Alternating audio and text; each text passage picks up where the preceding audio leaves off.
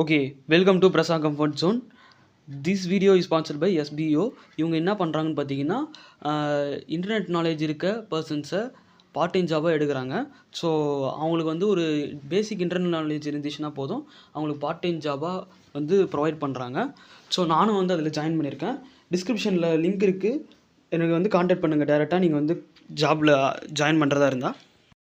Skip பண்ணாதீங்க, பெரிய தப்பு. தினம் 300 ரூபாய் சம்பாதிக்க அரிய வாய்ப்பு. இன்ஸ்டாகிராம், ஃபேஸ்புக் பயன்படுத்த தெரிந்தால் போதும், content post and content publishing மூலமா தினம் 300 ரூபாய் சம்பாதிக்கலாம். இந்த வேலை செய்ய 5 நிமிடம் போதும். Work training support, group communication support, all language customer live chat support, முக்கியமா சொந்தமா ஒரு பிசினஸ் ஸ்டார்ட் பண்ற அளவுக்கு உங்களால கற்றுக்கொள்ளவும் முடியும், சம்பாதிக்கவும் முடியும். இந்த வேலை வாய்ப்பு வழங்குவது 5 வருடத்திற்கு மேல ரன் ஆகிட்டு இருக்க நம்ம தமிழ்நாட்டு company school of business organisation private limited. மேலும் விவரங்களுக்கு டிஸ்கிரிப்ஷன்ல கொடுத்திருக்கேன். ஓகே, கூலி படத்தில் தேவாவோட கேரக்டர் எப்படின்னா, ஃபார்மர் யூனியன் லீடர், பழைய யூனியன் லீடராக இருந்த கூலி வந்து இப்போ திருப்பியும் வந்து இந்த படத்துக்குள்ளே வராரு. ராஜசேகர்ன்ற ஒரு ஃப்ரெண்டு வந்து இறந்துடுறாரு, ஹார்ட் அட்டாக்குன்னு சொல்கிறாங்க. பட் ஆனால் இவருக்கு வந்து அந்த இது ரிப்போர்ட்டில் சர்டிஃபிகேட்டில் வந்து சந்தேகமாக இருக்குது. ஸோ இவர் ஃப்ரெண்டோட டெத்துக்கு வந்து என்ன ரீசன் அப்படின்னு சொல்லிட்டு பார்க்கறதுக்காக தான் வராரு. ஸோ இது வந்து ஒரு இல்லீகல் ஆப்ரேஷன் வந்து இந்த சிண்டிகேட் மூலிமா நடக்குது, அது என்னன்னு கண்டுபிடிச்சி நம்ம ஃப்ரெண்டோட டெத்துக்கும் இதுக்கும் என்ன சம்மந்தம் அப்படின்றத கண்டுபிடிக்கிறதுக்காக தான் இவர் வந்து வராரு. ஸோ இதில் வந்து பார்த்தோன்னா இல்லீகல் விஷயமா ஸ்மக்லிங்லாம் பண்ணுறாங்க இதில். ஸோ அதை வந்து இது பண்ணுறாங்க. ஸ்மக்லிங் பண்ணுறவனே பார்த்தீங்கன்னா சைமன் அப்படின்னு சொல்லிட்டு சொல்கிறாங்க. அதாவது பாஸ்ட் கனெக்ஷனும் இருக்குது தேவாவுக்கு. பாஸ்ட் போர்ஷனில் பார்த்தீங்கன்னா அவரோட ஃப்ரெண்டுக்கு வந்து அவரோட பொண்ணை வந்து தத்து கொடுக்குறாரு. ஸோ ஏன் அந்த மாதிரி வளர்க்குறாரு அப்படின்றதையும் நம்ம படத்துக்குள்ள சொல்ல. அதே மாதிரி வந்து பார்த்திங்கன்னா ஷௌபின் தான் அதில் மெயின் வில்லன் ரோலே ப்ளே பண்ணுறாரு. பட் இருந்தாலும் நாகார்ஜுனா தான் என்னமோ மெயின் வில்லனாக இருந்தாலும் இவருக்கு தான் வந்து வில்லனிசம்லாம் நல்லா வருது. ஏன் வந்து நாகார்ஜுனாக்கு இதுவே கொடுக்கல அப்படின்னு சொல்லிட்டு இப்போ வரைக்கும் தெரியல. கொஞ்சம் கொஞ்சமாக தான் இந்த மூவி வந்து போகிற மாதிரி இருக்குது. ஃபர்ஸ்ட் ஹாஃப்லாம் வந்து அந்தளவுக்கு சரியாக போகலை. செகண்ட் ஹாஃப் வந்து நல்லா போயிட்டுருக்க நேரத்தில் அங்கங்கே கேமியோ கீமியோ ஃப்ளாஷ்பேக் அதெல்லாம் போட்டு அப்படியே சொதப்பி விட்டாங்க. ஸோ சொதப்பிட்டாங்கன்றதை தாண்டி இதுதான் லோகேஷ் கனகராஜ் வந்து இந்த படத்தை எடுத்து வந்து தப்பு இல்லை.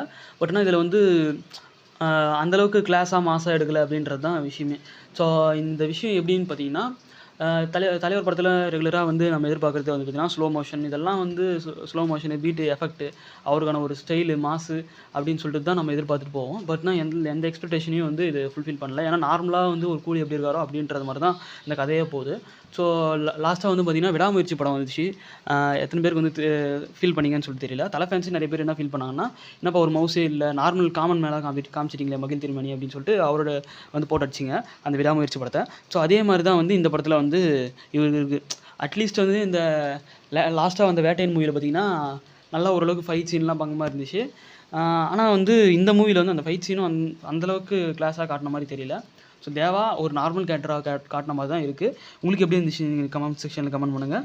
ஸோ அதே மாதிரி வந்து பார்த்திங்கன்னா இதில் என்னென்னலாம் ஒர்க் ஆகிருந்துச்சு ப்ரோ அப்படின்னு சொல்லிட்டு கேட்டிங்கன்னா, ரஜினிகாந்தோட பர்ஃபார்மன்ஸ் இந்த படம் ஃபுல்லாமே அவர் தான் வந்து ட்ராவல் ஆகிறதுனால அது வந்து நல்லா ஒர்க் அவுட் ஆயிருந்துச்சு. அனிருத்தோட பிஜிஎம் வந்து அங்கங்கே ஒர்க் அவுட் ஆயிருந்துச்சு.